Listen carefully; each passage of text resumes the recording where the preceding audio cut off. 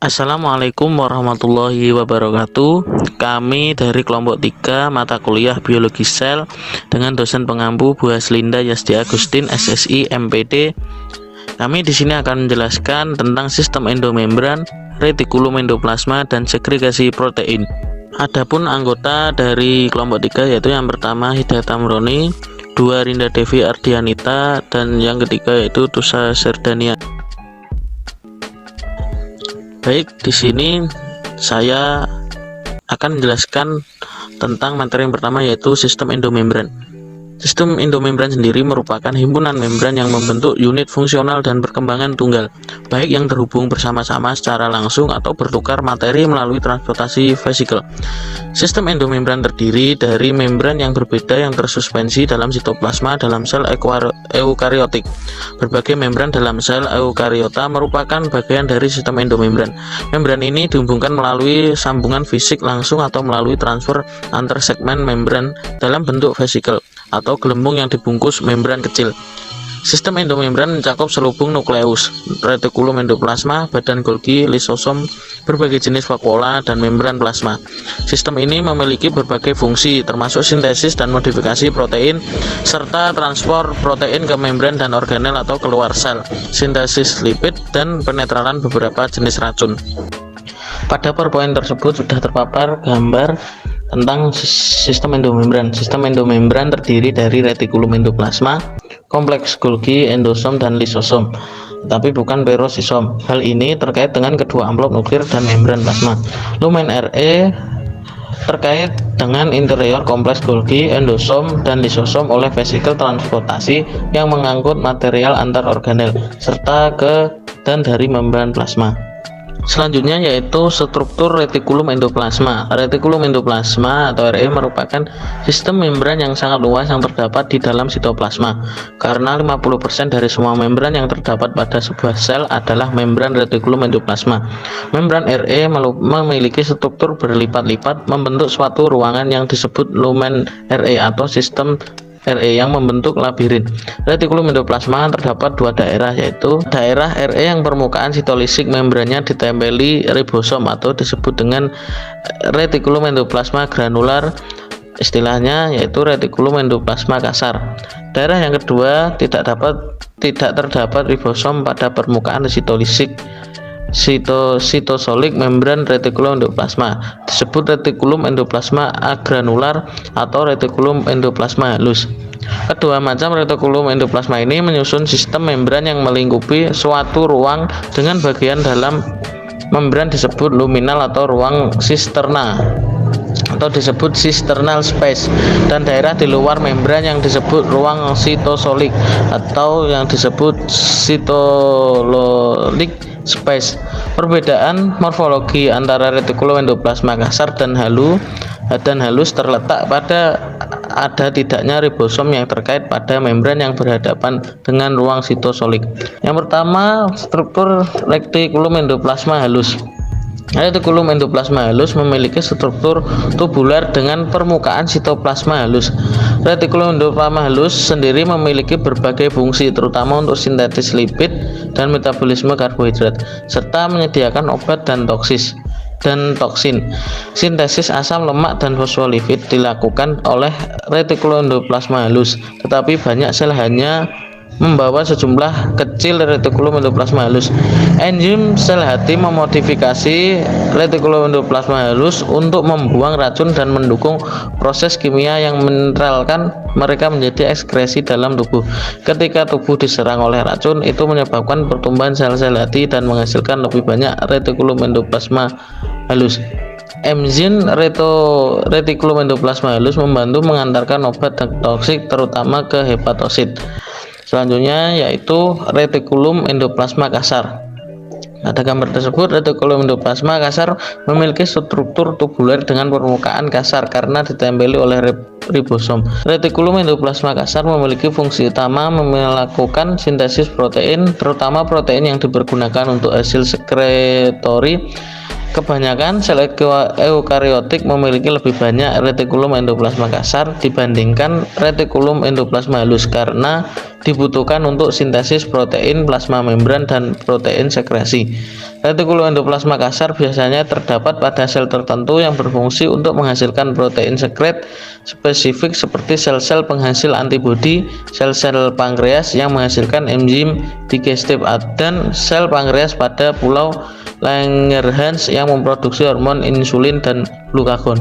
Selanjutnya, saya akan menyampaikan materi tentang fungsi retikulum endoplasma. Pada membran RE akan terlihat jaringan selnya saling berpasang-pasangan, meliputi rongga-rongga dan tabung pipih. Ruang yang terkurung pada bagian tersebut akan saling berhubungan. Membran-membran tersebut memiliki struktur lipid yang sama dengan membran yang lainnya. RE tersebut memiliki ruangan-ruangan kosong yang ditutupi dengan membran dengan ketebalan 4 nanometer. RE terdiri dari jejaring yang berbentuk tubulus dan kantung bermembran yang disebut sisterna. Membran RE memisahkan kompartemen internal RE yang disebut lumen. Retikulum endoplasma memiliki beberapa fungsi penting, yaitu A. Untuk mendukung sintetis protein dan menyalurkan bahan genetika antara inti sel dan sitoplasma. B. Sebagai alat transportasi zat-zat di dalam sel itu sendiri. C. Menjadi kalsium akan dikeluarkan dari retikulum endoplasma untuk selanjutnya menuju ke sitosol. D. Memodifikasi protein yang disintesis oleh ribosom untuk disalurkan ke kompleks Golgi dan akhirnya dikeluarkan dari sel. E. Mensintesis lemak dan kolesterol yang terjadi di hati. Fungsi ini dapat diberikan oleh retikulum endoplasma kasar dan halus. F. Menetralkan racun atau detoksifikasi. G. Menjadi sarana transportasi molekul-molekul dan bagian sel yang satu ke bagian sel yang lain. Fungsi retikulum endoplasma kasar. Ada sintesis protein. Sintesis protein merupakan salah satu fungsi retikulum endoplasma kasar yang terjadi di dalam sitoplasma. Pada tahap setelah mRNA mengikat ribosom bebas, ribosom yang tidak berada pada membran sitoplasma kemudian akan menghasilkan sinyal yang disebut sinyal peptid. Sinyal tersebut akan memberi tahu ribosom agar menempel pada membran RE. Dengan cara sekuens sinyal dikenali oleh Signal Recognition Participle atau SRP.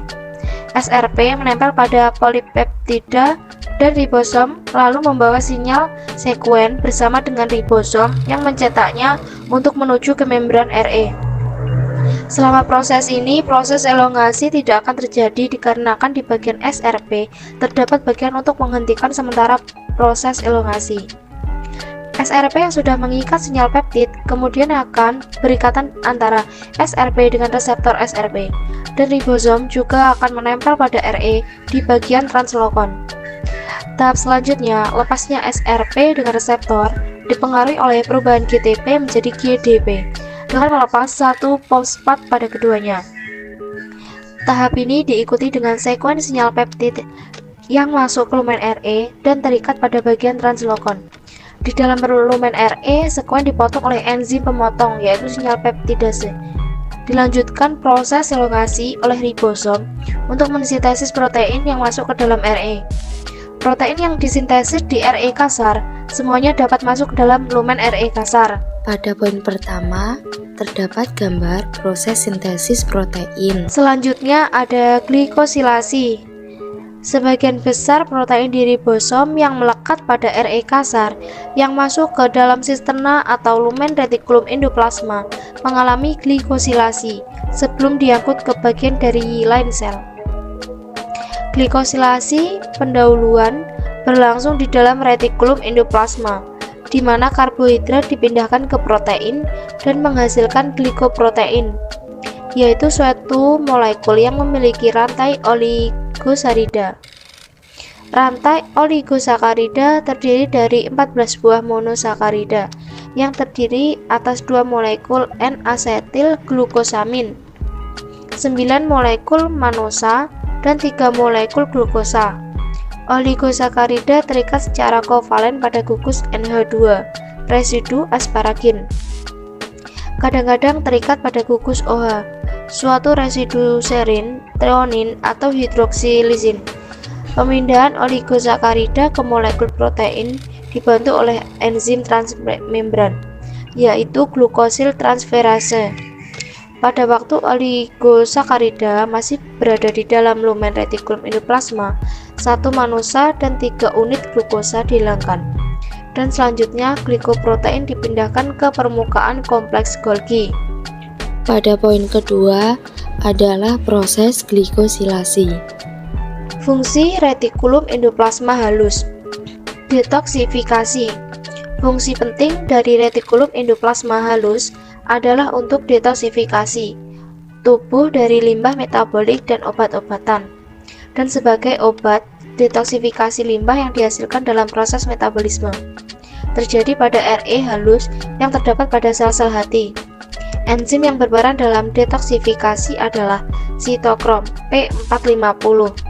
Di dalam membran RE halus yang terdapat di dalam organ-organ ini, toksin yang sebagian larut dalam lemak dibuat tidak aktif oleh serangkaian proses oksidasi menggunakan oksigen dan NADPH dengan bantuan katalisator NADPH sitokrom P450, reduktase dan sitokrom P450. Adanya enzim ini menjadikan obat-obatan yang tidak larut air menjadi larut dalam air melalui serangkaian proses kimia, sehingga dapat dikeluarkan dari tubuh melalui urin. Untuk menjalankan fungsi detoksifikasi, RE halus menggandakan luas permukaannya. Jumlah RE halus yang terdapat di dalam sel hati untuk melakukan detoksifikasi dapat terjadi dengan cara yang bervariasi tergantung pada kebutuhan yang dapat dilakukan. Sintesis lipida. Pada membran RE halus menghasilkan hampir semua macam lipida yang dibutuhkan untuk pembentukan membran, yang meliputi fosfolipida dan kolesterol. Fosfolipida adalah turunan gliserol dan merupakan konstituen struktural yang paling penting. Membran lipid tersebut disintesis dalam gabungan dengan membran seluler yang lebih baik daripada di lingkungan air di sitosol. Lipid-lipid tersebut kemudian diangkut dari RE ke pengangkut protein. Lipid disintesis di dalam sitosol dekat membran RE yang larut dalam air. Membran tumbuh karena integrasi lipid baru. Berkat keberadaan enzim lipase, pertumbuhan dapat terjadi di kedua bagian membran. Enzim ini bertanggung jawab untuk memindahkan lipid dari satu sisi lapisan ganda ke sisi lainnya. Penyimpanan kalsium. Retikulum sarkoplasma adalah jenis retikulum endoplasma halus yang ditemukan dalam otot polos dan lurik. Fungsi dari retikulum sarkoplasma ini menyimpan dan memompa kalsium. Retikulum sarkoplasma berperan dalam pemicuan kontraksi otot. Dalam sel-sel ini, lumen RE mengandung konsentrasi tinggi kalsium protein. Ion kalsium dipompa ke lumen RE oleh ATP-ases dan dilepaskan sebagai respon untuk sinyal yang membantu kontraksi otot. Ketika suatu sel otot dirangsang oleh impuls saraf, ion-ion kalsium membanjir melintasi membran RE kembali ke sitosol dan memicu kontraksi sel otot tersebut. Otot berkontraksi ketika ion kalsium dilepaskan dan retikulum sarkoplasma melalui myofibril, dan sebaliknya otot berelaksasi ketika ion dipompa kembali ke retikulum sarkoplasma. Metabolisme karbohidrat. RE halus berperan dalam metabolisme karbohidrat, terutama pada sel-sel hati yang menyimpan karbohidrat dalam bentuk glikogen. Glikogen dihidrolisis menghasilkan glukosa yang kemudian dilepas ke darah. Produk pertama hidrolisis glikogen yaitu glukosa fosfat yang merupakan gula ionik yang tidak dapat keluar dari sel karena sifat polarnya. Glukosa fosfat merupakan enzim RE yang integral, yang merupakan gluconeogenik fosfohidrolasa sebagai katalisator pelepasan glukosa dari bentuk yang mengandung fosfat dalam hati. Biosintesis steroid. Dalam sel-sel tertentu, retikulum endoplasma halus sebagai tempat untuk biosintesis kolesterol dan hormon steroid seperti kortisol, testosteron, dan estrogen. Sebagian besar retikulum endoplasma halus ditemukan pada sel-sel penghasil kortisol pada kelenjar adrenal, sel Leydig pada testis, yang mana memproduksi hormon testosteron, produksi kolesterol pada sel hati, dan sel folikuler pada indung telur, yang mana memproduksi hormon estrogen. retikulum endoplasma halus juga ditemukan pada hubungan dengan pastida pada beberapa tumbuhan, yang mana terlibat dalam sintesis fitohormon. Kolesterol, kortisol, dan hormon steroid laki-laki dan perempuan hanya dijelaskan dalam struktur 4 cincin, tetap berbeda pada jumlah dan susunan rantai karbon dan gugus hidroksil. Proses segregasi protein. Segregasi protein yaitu pemisahan protein dari campuran berbagai senyawa atau dari berbagai protein lainnya, atau yang memiliki bentuk, ukuran, dan sifat berbeda. Dapat dilakukan dengan cara pengendapan, kromatografi, perbedaan kelarutan, elektroforesis, dan lain-lain. Berdasarkan tempat beradanya, protein dapat dibedakan atas intraselular dan ekstraselular. Untuk memisahkan atau memurnikan protein tersebut pada umumnya dilakukan dengan metode yang sudah standar atau sama. Akan tetapi, tahapan awalnya tentu berbeda karena letak protein tersebut juga berbeda. Intra atau ekstra sel. Di dalam sel terjadi sintesis kurang lebih 10.000 protein pada ribosom sitoplasma dan ribosom yang menempel pada RE. Protein tersebut mungkin untuk diekspor keluar sel, untuk kompartemen intraseluler, untuk komponen membran. Pemindahan protein ada yang melibatkan RE dan ada yang tidak. Protein untuk sekresi, untuk organel tertentu misalnya lisosom, membran sel, membran RE, dan AG. Pemindahannya melibatkan RE. Protein yang disintesis pada ribosom sitoplasma diangkut ke inti, mitokondria, kloroplas, dan pereksisom. Pemindahannya tidak melibatkan RE, tetapi langsung menembus membran masing-masing organel. Protein yang pemindahannya melibatkan RE digolongkan atas 1. Protein transmembran. Protein ini tidak dilepas ke lumen RE, tetapi tertanam pada membran. 2. Protein yang larut dalam air dilepas ke dalam lumen. Protein transmembran digunakan untuk membran plasma dan membran organel. Sedang protein yang larut digunakan untuk lumen organela lain atau dilepas keluar sel. Protein yang pemindahannya melibatkan RE sintesisnya belum lengkap, jadi masih harus disempurnakan dalam RE dan AG. Pemindahan ini disebut pemindahan kontraklasi. Protein untuk mitokondria, kloroplas, inti, dan peroksisom tanpa perlu penyempurnaan karena sistematisnya sudah lengkap. Pemindahannya disebut posttranslasi. Dan gambar yang telah tercantum itu merupakan gambar dari proses segregasi protein.